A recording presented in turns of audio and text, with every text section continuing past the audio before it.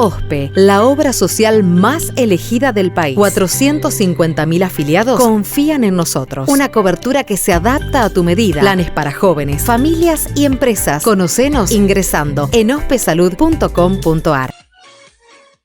Muy buenos días a todos los televidentes y a todos los amigos que van a compartir una hora con nosotros en esto que es lo que faltaba, que como verán estoy solo en la conducción, ya que nuestra estimada y querida Cecilia Martínez, la conductora del programa, hoy se encuentra de cumpleaños. De aquí le mandamos un beso, un abrazo y que le esté pasando muy bien. Entonces me ha pedido que por favor, por una cuestión muy especial de familia, se iba a compartir con ellos, que no todos los días se puede compartir en la familia en estas circunstancias tan especiales. De aquí le mandamos en nombre mío y de también todo el equipo de acá del canal, muchos saludos, muchas felicidades. Y bueno, que estos 42, 43, no me acuerdo exactamente, que ella me decía que no tenía miedo en que se lo dijera, sirva como punto de partida para que de ahora en más pueda seguir incrementando y haciendo realidad muchos de sus sueños y muchas de sus ilusiones dentro del ámbito de la comunicación. Desde aquí, Cecilia, un beso muy grandote para vos y un saludo muy especial para toda tu familia. Y continuando con lo que es la rutina de este programa, vamos a hablar de algunos temas que tienen que ver con los gremios, algunas actividades que estuvieron realizándose en estos días, y también vamos a tener la presencia, esperemos que pueda llegar con tiempo y en forma, el doctor Armando Caro Figueroa, que nos va a hablar sobre temas muy especiales y que muy actualizado, como es el tema de esta movida importante y que inquieta a toda la sociedad, que es la movida y el paro de los autos convocados, tanto de docencia como de salud. Desde ya yo digo que esperamos y deseamos que realmente el gobierno tome los recaudos necesarios, profundice todas las acciones posibles para llegar a la resolución de este conflicto que nos aqueja a todos, a la sociedad en su conjunto, no solamente a niveles de los trabajadores de educación y de salud, sino que a toda la comunidad nos está teniendo en ascuas y preocupados. Y creo que la mejor vía para llegar a la solución es el diálogo. Y parecería que los diálogos se cortan, se intentan, se cortan, pero yo creo que tiene que haber una voluntad política, ¿no?, necesaria y fuerte como para poder llegar a resolver este conflicto, que esperemos no se siga profundizando, para el bien de toda la comunidad salteña y también como ejemplo para el país. Nosotros desde aquí en este momento vamos a hacer una pequeña pausa publicitaria y luego vamos a retomar con algunos temas que sucedieron ante la semana. OSPE, la obra social más elegida del país. 450.000 afiliados confían en nosotros. Una cobertura que se adapta a tu medida. Planes para jóvenes, familias y empresas. Conocenos ingresando en ospesalud.com.ar. Bueno, volvemos nuevamente a compartir con ustedes nuestro espacio de todos los jueves, en este caso en el ámbito gremial del programa de Cecilia Martínez, que reitero está de cumpleaños y le mandamos nuestros saludos, el programa de Lo que faltaba. Justamente en esta semana una cosa que llamó mucho la atención fue el tema de poder asistir a un encuentro organizado por mujeres justicialistas, gremialistas, que hicieron una capacitación, un encuentro de reconocimiento de la historia y de la historia del gremialismo y la historia argentina en un enriquecido panel, como fue ahí en Esmata el lunes pasado, donde participaron importantes y destacados personajes de la vida política y social de la Argentina y de Salta, obviamente. Como todos los jueves, vamos a empezar por hacer una síntesis, digamos, de lo que es nuestra edición semanal de Visor Gremial, donde ponemos en este caso la tapa, el artículo principal es justamente del encuentro, donde se desarrolló este seminario, esta capacitación para los jóvenes gremialistas en la sede de la Esmata, en la Córdoba 478, el lunes pasado por la tarde-noche.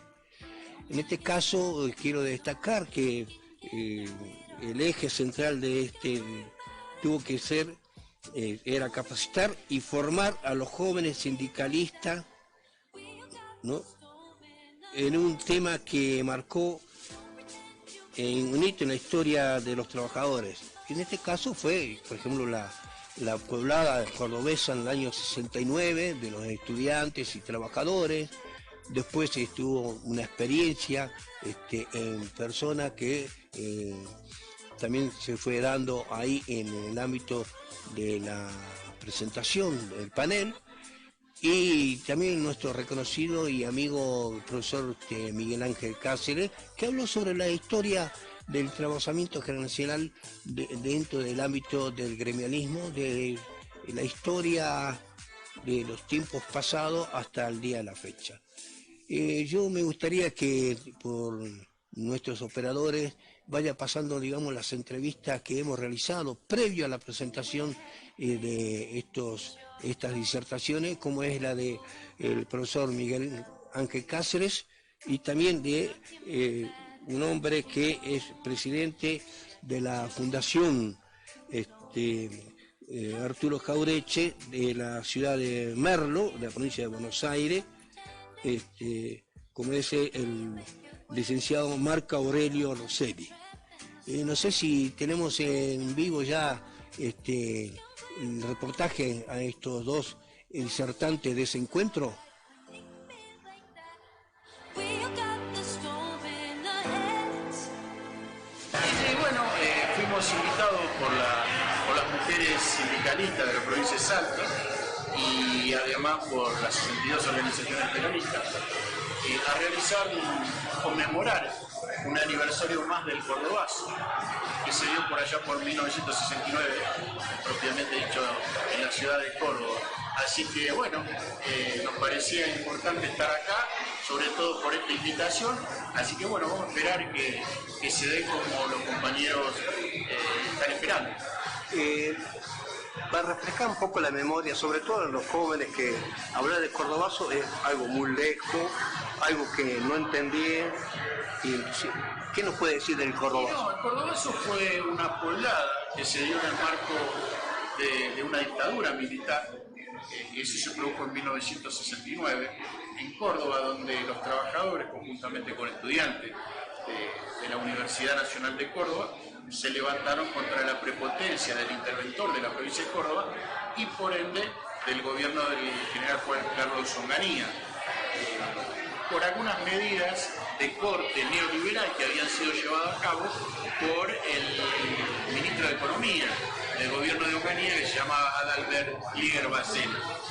Medidas netamente de corte neoliberal, podríamos decir hoy.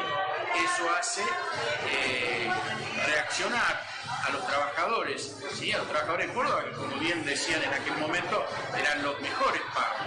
Lo que pasa es que ahí había un gran trabajo ideológico en los sectores trabajadores, que ante la prepotencia del gobierno dictatorial, conjuntamente con los, como decía recién, de los alumnos de la universidad, logra hacer esta pueblada el día 29 de mayo de 1969.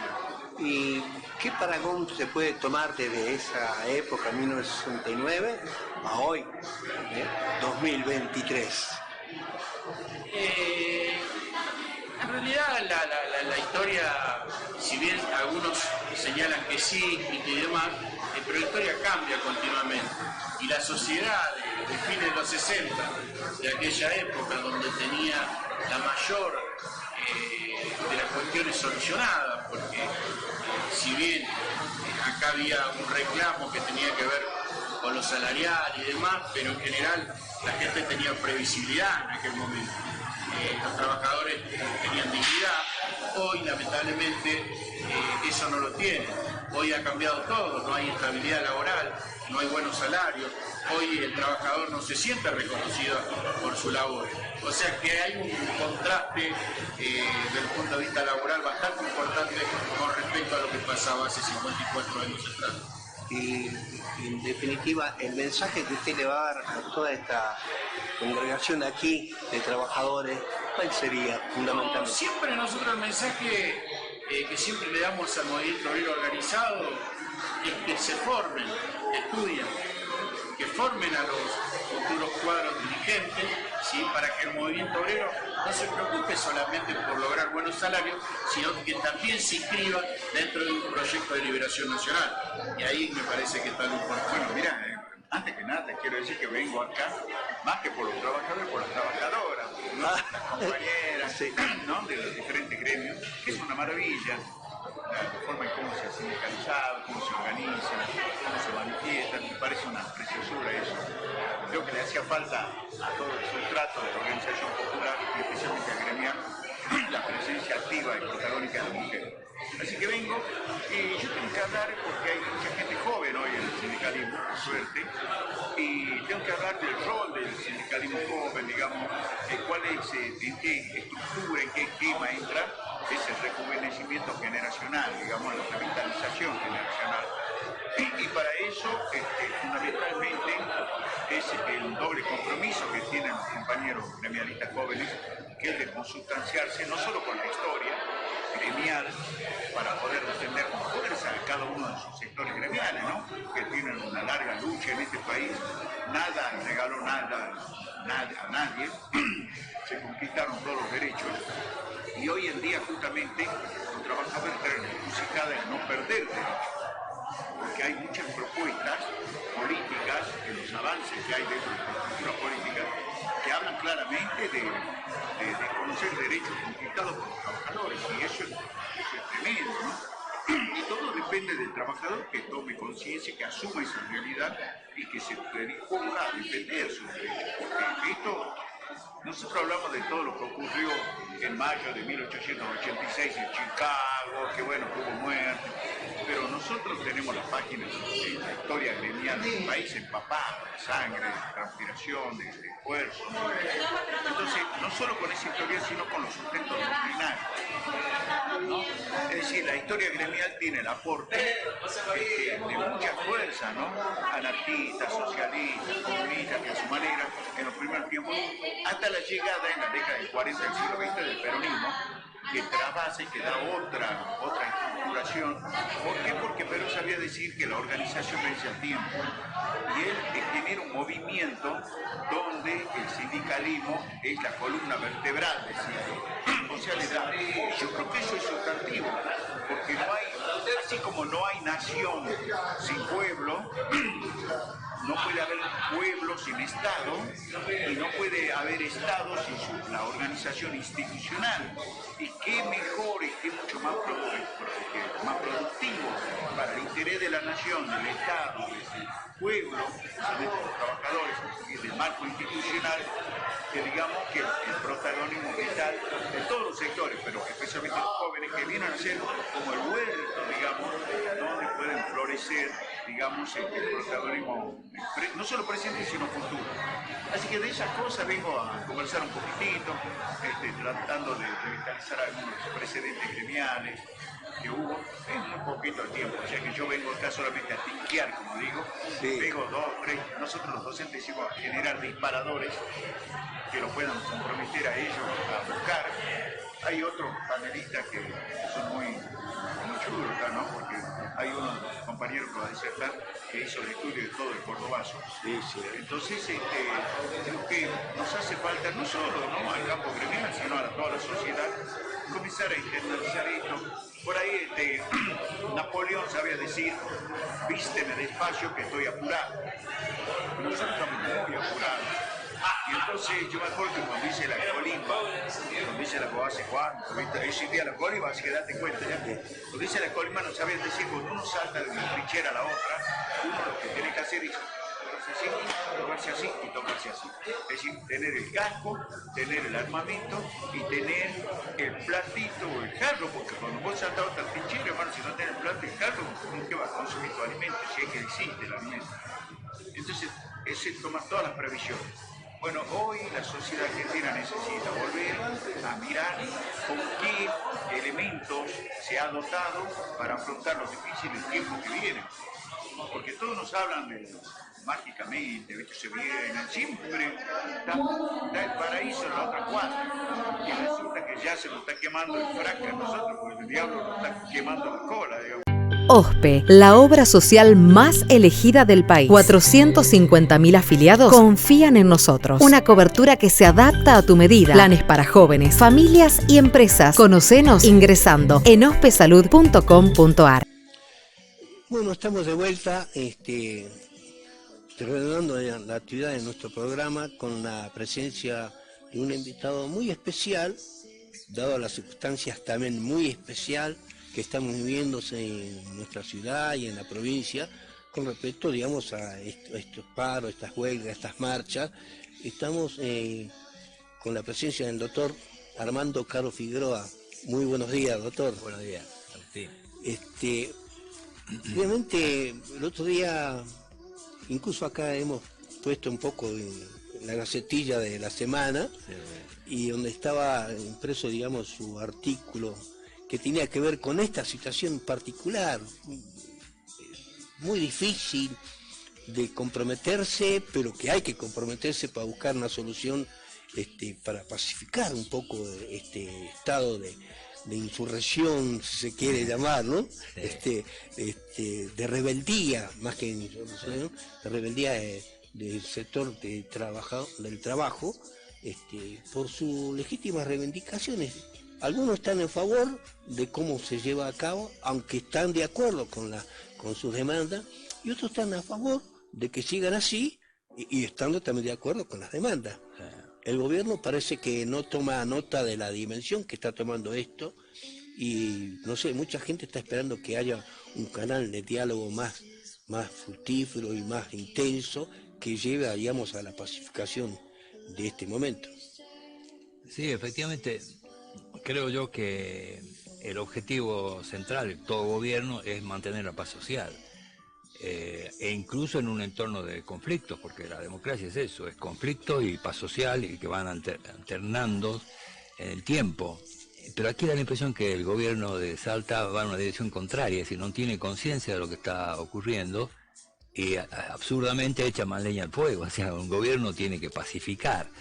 Y entonces, cuando el gobierno dicta un decreto regulando el derecho a la manifestación, que es restringiendo el derecho a manifestarse y a protestar, cuando el gobierno manda a la policía o indirectamente a los jueces para que repriman la manifestación, está echando leña al fuego. O sea, lo que el gobierno tiene que mandar son mediadores, no policías, y tiene que mandar gente con autoridad para cerrar el conflicto, para escuchar las demandas, y no comisarios que están para otra cosa, ¿no? Otro momento del conflicto. No es este el momento de apelar a la fuerza del lado del Estado. El Estado tiene que comprender que los trabajadores del sector de educación y docente, en un porcentaje muy importante, no están conformes con sus condiciones salariales, porque la inflación, que no depende de los trabajadores, que no es responsabilidad de los trabajadores, la inflación les está comiendo día a día, hora a hora, su salario. En consecuencia, eso hace que la reivindicación salarial sea justa y que el gobierno deba tomar nota de esto. Si no se trata de una algarada destituyente, sino de una expresión de necesidad de protesta que no se puede resolver mandando a la policía, ¿no?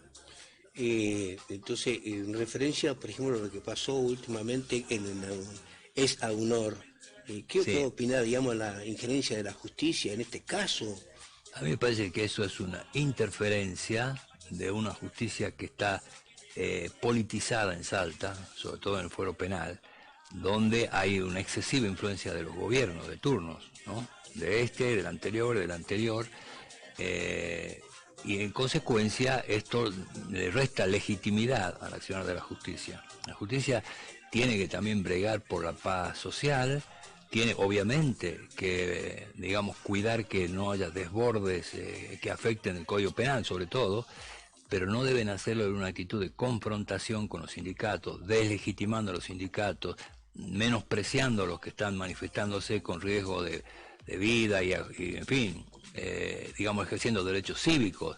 La justicia de Salta en muchos sectores, incluso en el fuero laboral, no tiene ninguna sensibilidad por los problemas sociales. Falla como si estuviera fallando con el Código Civil de la época de los romanos. Entonces, esto genera también dificultades, ¿no? Porque en muchos países y muchas situaciones la justicia es el último refugio que imparte justicia y que establece la supremacía de la Constitución. En Salta no va, eso no va. En algunos casos los jueces razonan como, en fin, personas que están en la cola en un supermercado y se sienten incómodas por alguna manifestación. El derecho de manifestación siempre genera incomodidad y es parte diríamos, del precio que tenemos que pagar para vivir en democracia. No creo que haya que esto legitime los desbordes y las situaciones extremas de violencia, pero sí es cierto que en un sistema como el salteño, donde no hay mesas de diálogo suficientes, donde tenemos gobiernos que carecen de vocación de diálogo y que se dedican a hacer operaciones para interferir la vida de las asociaciones vecinales, las asociaciones, los colegios profesionales, los sindicatos, etcétera, el derecho a protesta es fundamental. Si no existiera la protesta en Salta, estaría cívicamente muerta. O sea, nosotros tenemos que alentar que la gente que se considera que no está siendo escuchada pueda protestar, ¿no? Me llegó una información extra oficial, como rumores, y a lo mejor usted puede ilustrarnos de esa posibilidad. Estamos en este momento asistiendo acá al paso del canal, la manifestación de los autos convocados, para repudiar y ir en contra de el proyecto de ley sobre, digamos, el control de las manifestaciones, ¿no? La ley antihuelga que le dicen, que supuestamente hoy iba a ser tratado en el Senado. Sí. ¿La CGT algo ha hecho al respecto? Bueno, según es de mi conocimiento, la CGT le ha enviado una carta al presidente del Senado diciéndole que suspenda inmediatamente el tratamiento de ese proyecto de ley y que abra una mesa de diálogo con todos los sectores sociales que van a ser afectados por esta restricción al derecho a manifestarse. No sé qué contestará el gobierno, pero ese decreto, que es técnicamente defectuoso porque es contrario a la Constitución, contrario a los tratados internacionales, el decreto aprobado en febrero de este año, ese decreto ya en sí mismo es inconstitucional, ¿no? Pero reflotar ese decreto y darle fuerza de ley ahora es una provocación, el momento del conflicto, no es una manifestación de autoridad, es una manifestación como diciendo aquí mando yo, y en fin, y se ejercen presiones algunas veces abiertas y otras ocultas para limitar el derecho a la gente a protestar. Por eso yo creo que con independencia de que algunos pueden coincidir, como vos decías antes al principio, coincidir más o menos con la reivindicación, con el método, aquí ya lo que está en juego es el derecho de todos los salteños a protestar cuando llegue la ocasión. O sea, nosotros no podemos, incluso como abogados, que a veces tenemos que protestar. Los jueces, por ejemplo, se consideran que viven en un limbo monárquico donde nadie puede criticarles. Y yo creo que ese es un derecho fundamental. Los jueces, cuando cometen errores o cuando están influidos por la política, deben ser criticados. Y tenemos el caso de la ex senadora Sonia Escudero, que por haber criticado la sentencia de las francesas, hoy está sometida a un juicio de daños y a embargos preventivos por parte de un juez que le pide que le embargue a otros jueces que son sus amigos. Así no hay justicia, no hay legitimidad. Entonces necesitamos tomar conciencia, y cuando esto ocurre, y cuando están cerradas todas las puertas, porque quien cierra las puertas y tiene la última palabra es la Corte de Justicia, que es responsable de una justicia que no es independiente, solo nos queda el derecho a protestar. Ahora, si protestamos y vamos, suponte, a la ciudad judicial, nos van a impedir protestar. O sea, eso cierra, eso mata la democracia. En consecuencia, defender el derecho a protestar me parece que es central, por eso la manifestación de hoy es muy importante. Podemos hacer, digamos, pintar la ciudad, digamos, la senda, por aquí tiene que ir, y por acá tiene que ir, y por acá no puede ir. Claro. Sí, esa es una visión autoritaria, ¿no? La manifestación, ya digo, son de un derecho elemental donde cada sector se manifiesta según su propia modalidad y que sin duda va a molestar en muchos casos, pero no se trata de suprimir las molestias suprimiendo la manifestación. Primero, el responsable de restablecer la paz social en el menor tiempo posible es el gobierno, y el gobierno que manda una mesa de negociación, como fue ayer de CITEPSA, no manda a nadie, porque dice que no pudieron salir de Granburg porque estaban cercados los funcionarios. Cuando manda funcionarios de tercera categoría. No, mire, la negociación de buena fe, que es un deber del gobierno, porque así lo manda el convenio 87 de la OIT, implica que el gobierno debe mandar funcionarios habilitados para cerrar el conflicto. Entonces un subsecretario y un asesor no son funcionarios, porque dice, tengo que consultar al ministro, tengo que consultar al gobernador. La negociación debe hacerse con el ministro en la mesa, porque ese es su deber, y además ese funcionario debe mover posiciones, debe ir cambiando la posición. No puede sentirse, no hay plata y se acabó la historia y se levanta y se va. Eso enardece los ánimos y es contrario a un sistema democrático. Como es contrario a un sistema democrático pretender que el secretario de Justicia, que depende del ministro de Gobierno y depende del gobernador, va a ser mediador con los sindicatos, convocados, autoconvocados, con personería, sin personería. El secretario de Trabajo no es cuestión personal, no tiene institucionalmente ese poder porque él es juez y parte. Frente a esto, la OIT viene diciendo que los estados deben crear comisiones de expertos independientes para mediar o conciliar cuando el conflicto está con el estado empleador, ¿no? Y esto es lo que está pidiendo CITEPSA y otros grupos, están diciendo, mire, cree usted una comisión independiente y ahí sí podremos sentarnos a mediar. Ahora, mediar con usted que es juez y parte no vale, ¿no? ¿Qué podés reflexionar en porque hay que acercar, de las dos partes, sí, se están intransigentes, lo estamos notando, sí, ¿no es cierto? ¿Qué llamado podemos hacer desde nuestro humilde espacio para que realmente se junten, hablen? Porque la mejor resolución de los conflictos es a través del diálogo. Seguro, es la única forma de resolverlo.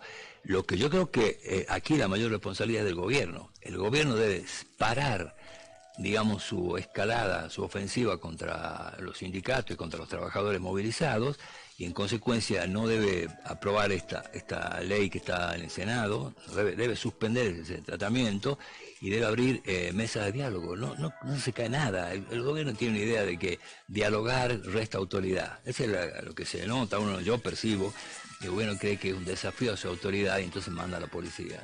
Hay que decirle, mire, usted dialogando va a encontrar el camino. Y además yo lo que he escuchado, he leído de los movimientos, de los que están movilizados, y de CITEPSA y otros grupos, sí que hay posibilidad de llegar a un acuerdo, sí que hay posibilidades, es decir, esas posibilidades están obturadas, están cerradas por una errónea valoración política que hace el gobierno, y cree que redoblando el ataque a los sindicatos, a la luz pública y por abajo, porque operan todo el día para dividir al movimiento obrero, creen que de esa manera van a resolver el conflicto, y no, es un mal camino. Si mire, usted rectifique, el gobernador debe asumir el gobierno del conflicto y debe convocar a las partes a un diálogo sin restricciones, ¿no? Bueno, doctor, realmente, ya se nos está yendo un poco el tiempo.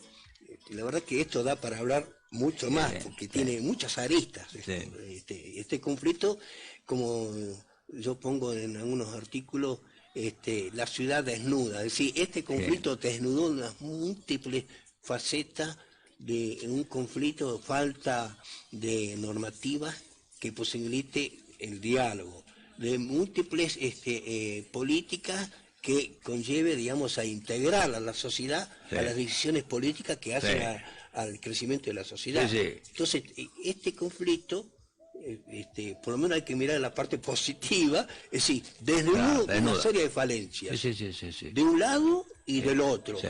de los gremios y del gobierno. Sí. Entonces, yo creo que tenemos que empezar a pensar otra forma, digamos, de llevar adelante en la resolución de los problemas. Dos añadidos. Una, que el gobierno tiene otro conflicto minero cerca, donde también hay dificultades enormes, hay dificultades dentro del movimiento sindical y con las condiciones de trabajo, y no puede tener la misma respuesta autoritaria. Y después ayer tuve oportunidad de pasarme por la alcaidía.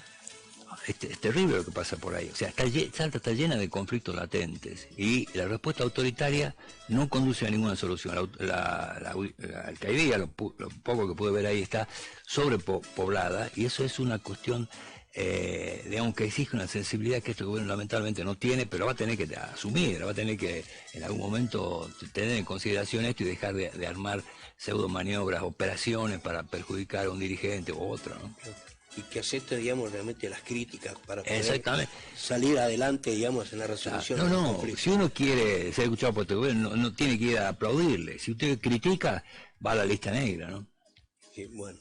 Doctor, muchísimas gracias por su presencia. Usted siempre, por lo menos de mi parte, tengo que agradecerle siempre, porque incluso colabora con muchos artículos muy interesantes, y en este caso con la brasa en las manos prácticamente, aquí a 20 metros de lo que es la legislatura, bueno, por lo menos lo dejaron pasar tranquilo, ¿no? Así es, sí. Bueno, muy bien. muchas gracias, y bueno, ya no será el último encuentro, ya tenemos oportunidad de hablar sobre estos temas. Con mucho gusto. Nosotros, por nuestra parte, vamos a despedirnos hasta la próxima semana, donde daremos inicio a otra etapa más de este mes de junio, con nuevas perspectivas. Esperemos que ya cuando volvamos podamos dar la nueva de que el conflicto de los docentes de la salud está solucionado gracias a el imperio de la concertación y el diálogo. Desde aquí, muchísimas gracias, y será hasta la próxima semana, si Dios quiere.